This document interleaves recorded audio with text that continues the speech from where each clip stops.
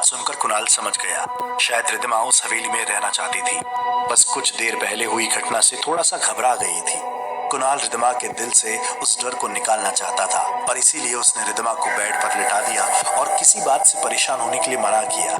कुणाल रिद्धिमा की प्रेगनेंसी की वजह से काफी चिंता में था। रिद्धिमा की तबीयत को लेकर कुणाल को हर पल बस यही रहता था कि न जाने छोटे से गांव में उसकी केयर कैसे हो पाएगी। कुणाल रिद्धिमा को किसी भी हालत में खुश देखना चाहता था। रिद्धिमा का मूड ठीक करने के लिए कुणाल ने उसे छेड़ते हुए पूछा, वैसे रुकमा जी की बेटी लक्ष्मी है बहुत खूबसूरत यार, तुमने उसका चेहरा देखा था? कुणाल के ये कहते ही रिद्धिमा ने चिढ़ते हुए उसकी तरफ देखा और फिर झूठी नाराजगी जताते हुए कहा, अच्छा तो आपको लक्ष्मी सुंदर लग रही है मिस्टर कुणाल शर्मा। खबरदार जो मेरे रहते गांव की किसी भी लड़की पर नजर डाली ना, कोशिश भी मत करना इस चीज की आप। रिद्धिमा को परेशान करने में कुणाल को बड़ा मजा आता था और साथ ही साथ कुणाल रिद्धिमा को हंसाना भी चाहता था। रिद्धिमा के दिल से उस डर को निकालना चाहता था जो उसने कुछ देर पहले महसूस किया था। कुणाल ने मस्ती भरे अंदाज में रिद्धिमा से कहा, वैसे एक बात तो है यार, गांव की लड़कियों में अलग सी बात होती है। शहर की लड़कियां देख देख कर मैं तो बोर हो चुका था। अब कुछ दिन यहाँ गांव में रह कर के आराम से गांव की गोरियों को देखूंगा। कुणाल की बात सुनकर रिद्धिमा नाराज हो गई और इमोशनल भी। उसने कुणाल के एकदम करीब आकर उसे गले लगाकर पूछा, कुणाल कहीं ऐसा तो नहीं है कि मैं प्रेग्नेंट हूँ और इस वजह से तुम्हारा मुझ में कोई इंटरेस्ट नहीं है? रिद्धिमा के ऐसा कहते ही कुणाल ने बड़े प्यार से उसकी आंखों में झांका और फिर उसके एकदम करीब आकर उसके होठों को चूम लिया। कुणाल की इस हरकत पर रिद्धिमा एकदम से चौंक गई और शर्मा कर उसने अपनी नजरें झुका ली। क्या कर रहे हो कुणाल? तुम जानते हो ना मैं प्रेग्नेंट। कुणाल ने आंखों में शरारत लिए हुए रिद्धिमा की आंखों में देखा और फिर बड़े ही रोमांटिक अंदाज में उससे कहा, मिसेस रिद्धिमा शर्मा, मैं डॉक्टर हूँ। मुझे पता है प्रेग्नेंट बीवी को किस करना कोई गुनाह नहीं है, लेकिन शायद तुम भूल गई हो तुमसे प्यार करना मेरा हक है। रिद्धिमा ने शर्माते हुए बेहद धीमी आवाज में कुणाल की बात का जवाब दिया। लेकिन इस हालत में कुणाल ने रिद्धिमा को अपने गले से लगा लिया था। कुणाल ने अपना हाथ रिद्धिमा के सर पर फेरते हुए बड़े ही प्यार से कहा, डरने की जरूरत नहीं है, मुझे अपने बच्चे का पूरा ख्याल है। लेकिन यार पति हूं तुम्हारा, कभी कभी इतनी खूबसूरत बीवी को देख कर ना कंट्रोल नहीं कर पाता। कुणाल की शरारत पर रिद्धिमा भी मुस्कुराने लगी। वह जानती थी कि कुणाल उसे बस छेड़ने की कोशिश कर रहा था और कुणाल मन ही मन यह सोचकर खुश था कि रिद्धिमा के चेहरे पर हंसी आ गई थी। शायद उसके दिल से वो डर और घबराहट पूरी तरह निकल चुके थे। आंधी भी अब धीरे धीरे थमने लगी थी। कुणाल और रिद्धिमा को गहरी नींद आ गई।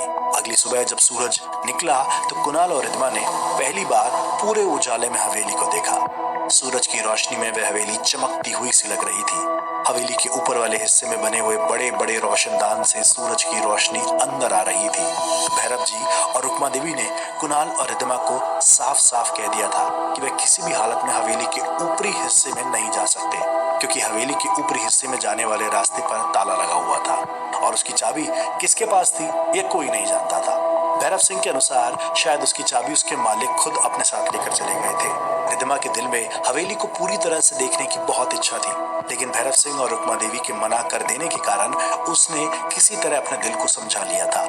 कुणाल और रिद्धिमा हवेली के आंगन में चारों तरफ घूम घूम कर उसकी सुंदरता को निहार रहे थे। ठीक उसी वक्त भैरव सिंह वहां पर आए और उन्होंने मुस्कुराते हुए कुणाल से पूछा, क्या बात है डॉक्टर साहब, अस्पताल नहीं जाना आपको?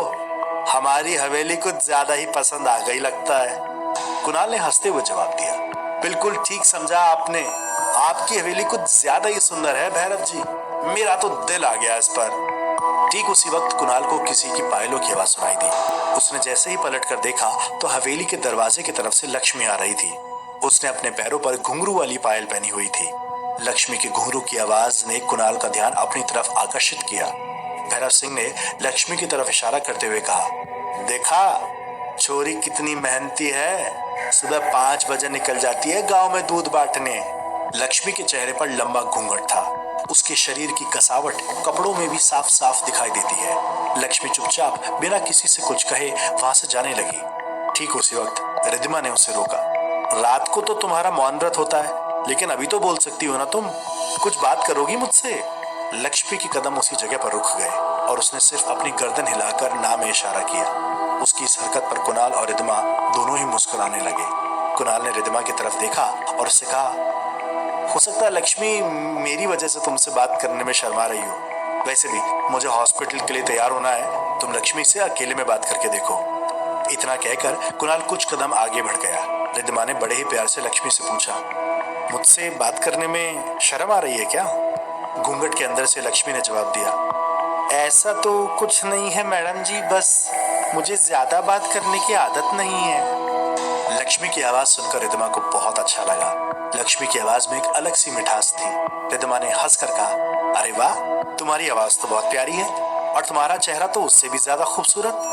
अब तुम चाहे कितना भी घूंघट लगा कर रखो, मैं तुम्हारा चेहरा देख कर रहूंगी। रिद्धिमा के इतना कहते ही लक्ष्मी अपने घुंघरू की तेज आवाज करते हुए दौड़कर वहां से अपने कमरे की तरफ चली गई। लक्ष्मी को वहां से जाते देख रिद्धिमा भी अपने कमरे की तरफ आगे बढ़ी, लेकिन फिर उसका ध्यान अचानक से लक्ष्मी की घुंघरू की आवाज पर गया। रिद्धिमा को कुछ याद आया। उसे लगा लक्ष्मी वहां से ठीक उसी तरह भाग गई थी जैसे उस दिन खेजड़ी के पेड़ के पास से वह औरत भाग गई थी। ठीक वैसी ही घुंघरू की आवाज थी। रिद्धिमा ने मन ही मन कहा, तो क्या उस दिन वहां पर लक्ष्मी? नहीं नहीं, ऐसा कैसे हो सकता है? वहां सुनसान जगह पर लक्ष्मी क्या करने गई होगी? मैं उसका चेहरा तो देख नहीं पाई थी शायद। रिद्धिमा बार बार उस चेहरे को याद करने की कोशिश कर रही थी जिसे उसने खिचड़ी के पास देखा था, लेकिन सच्चाई तो यह थी कि उस दिन आंधी चलने की वजह से रिद्धिमा ठीक से कुछ देख ही नहीं पाई थी। लेकिन इस वक्त रिद्धिमा का दिल बार बार कह रहा था कि शायद वह उस दिन लक्ष्मी थी, और इसीलिए एक बार फिर पलटकर वापस अपनी जगह पर लौट आई और भैरव सिंह जी से पूछा, एक बात पूछूं आपसे, बुरा तो नहीं मानेंगे? आपकी बेटी लक्ष्मी गांव के बाहर भी घूमने जाती है। भैरव सिंह जी हवेली के बीचों बीच आंगन में बैठकर अपना हुक्का गुड़गुड़ा रहे थे। रिद्धिमा की बात सुनते ही उन्होंने अपनी लाठी को जोर से जमीन पर मारते हुए गुस्से से कहा, तू हमारी बेटी जैसी है पर लक्ष्मी छोरी है हमारी। हमारी बेटी इस तरह से गांव के बाहर अकेली नहीं घूमती फिरती, समझदार है हमारी छोरी। उसके बारे में ऐसी बात फिर करी ना। भैरव सिंह जी की बात सुनकर रिद्धिमा समझ गई थी उन्हें शायद रिद्धिमा की बात अच्छी नहीं लगी, लेकिन रिद्धिमा भैरव सिंह जी का दिल नहीं दुखाना चाहती थी। उसने अपनी सफाई पेश करते हुए उनसे कहा, लेकिन भैरव सिंह जी, मेरा कहने का मतलब ये नहीं था। भैरव सिंह ने इस बार रिद्धिमा की बात का जवाब प्यार से दिया, मारे को समझ में आ गया, तू अंदर जाकर आराम कर, कोई बात ना, मैंने तेरी बात का बुरा नहीं माना। यह जानकर कि भैरव सिंह जी नाराज नहीं है, रिद्धिमा ने मन ही मन भगवान का शुक्रिया अदा किया और फिर पलटकर अपने कमरे की तरफ आने लगी। लेकिन ठीक उसी वक्त रिद्धिमा की नजर उससे थोड़ी दूर एक दीवार के पीछे खड़ी हुई लक्ष्मी पर पड़ी। रिद्धिमा ने देखा कि लक्ष्मी ने अपने चेहरे से घूंघट हटाया हुआ है और वह रिद्धिमा को देखकर कुछ अजीब ढंग से मुस्कुरा रही थी। रिद्धिमा के कुछ समझ में नहीं आया और वह चुपचाप अपने कमरे में चली गई।